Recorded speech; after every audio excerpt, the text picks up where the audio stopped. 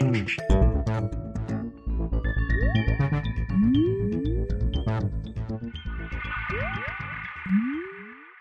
everyone, and welcome to The Vortex, where lies and falsehoods are trapped and exposed. I'm Michael Voris.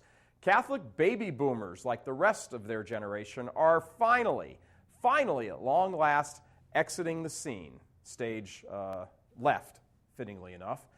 What they have left in their wake in the church is abominable. And let's be clear, first of all, who we are talking about.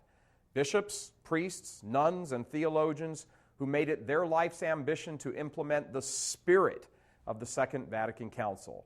They set the table for 2 whole generations of Catholics to comfortably walk away from the faith or to remain in it with no tangible connection to the faith itself.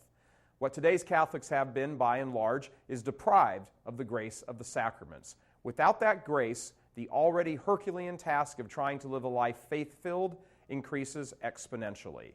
How have they been deprived? Oh, let me count the ways.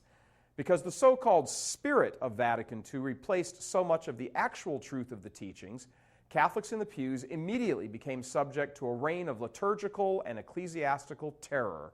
The Mass, the highest form of public worship that can be offered to God, began to take on a deformed status that in a multitude of places resembles more of a Protestant pep rally than the representation of the eternal sacrifice of the Son of God. And the spirit of Vatican II crowd wanted this to be the outcome. They wanted the church to not just look more and more Protestant, they wanted it to actually be more and more Protestant. And they have succeeded in many ways. This is what they mean by the spirit of Vatican II. It is a spirit of rebellion whose supporters and allegiance lies with Protestantism, not authentic Catholicism. They do what their fathers in faith, such as Martin Luther and John Calvin, did. They rebel and protest and seduce entire populations with their honeyed poison. They are coming to the sunset of their careers, if not their lives. In fact, many of them, like, for example, Cardinal Joseph Bernardin, have already been judged. But they have left as their legacy a theological system which many ignorant, unsuspecting Catholics simply accept without question. That theology denies the importance of the Mass, or at the very least speaks very little of it. It exalts the corporal works of mercy at the expense of the spiritual works of mercy. It speaks of the past as medieval, as though that's a bad thing. It clouds young minds with screwed up thoughts and deformed logic to such a degree that people born after the council have nothing with which to measure their own personal morality other than their feelings.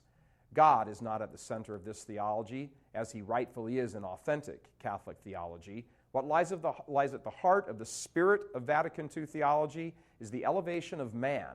For its proponents, God merely participates, almost as a bystander, in this great distortion.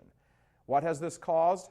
A near total collapse of the church in the West, and with it, Western civilization itself. The entire culture is coming apart at the seams, and the reason this is happening is because the Catholic Church is experiencing this within her own walls. For this spirit of Vatican II crowd, the council was their personal Woodstock. But like the partygoers at Woodstock who look back on their own immorality with a certain nostalgia, the baby boomer Catholics have no idea or care about the damage that they have inflicted. If they could live on this earth forever, which is what it appears many of them act like, they would merely continue their self-centered, narcissistic, destructive choices. But thankfully, mercifully, they are passing from the scene. Not fast enough, but they are going. The next 2, maybe more generations of Catholics are now left to clean up after their party of self-indulgence. If we were to chart this on a timeline, it might look something like this. The seeds of rebellion began to take root in the 19th century. They began to come to bloom and full fruit in the 20th century, especially the last half of the 20th century. And the 21st century will have to be dedicated to undoing the damage and reversing course, or rather getting back on course. So, fellow baptized and confirmed Catholics of the early 21st century, here's the question. Are you ready to do your duty? I'm Michael Voris. Please help us keep delivering these kinds of messages that so desperately need to be heard and acted on. Join RealCatholicTV.com today as a premium subscriber. Become immersed in the faith established by Jesus Christ. The Catholic Church is the only hope against evil because that is its God-given mission. As our Lord said, apart from me, you can do nothing. Join RealCatholicTV.com today as a premium subscriber and come to learn and love Christ more deeply.